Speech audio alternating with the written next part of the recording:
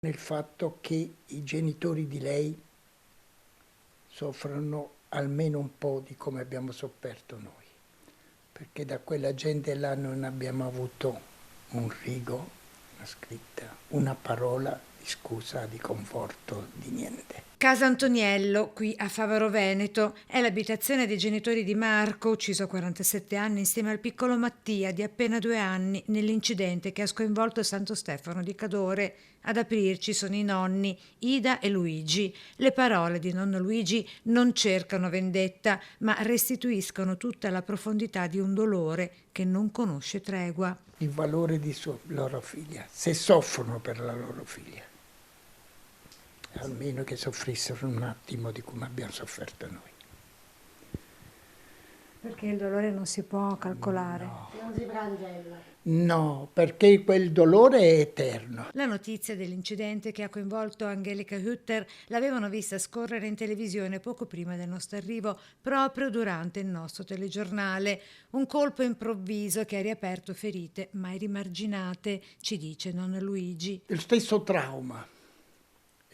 E mi è balzata alla mente lei, diciamo, in mezzo alla strada, diciamo, come erano i miei, solo che i miei purtroppo erano coperti da un lenzuolo e che lei è stata soccorsa. Mi auguro che ce la faccia. Un dolore disumano, la tragedia causata da Angelica, un dolore che resta anche quando il tempo passa e che nessuna notizia potrà mai cancellare. Io mi sarei aspettato almeno un rigo di scuse da parte dei genitori, come esseri umani.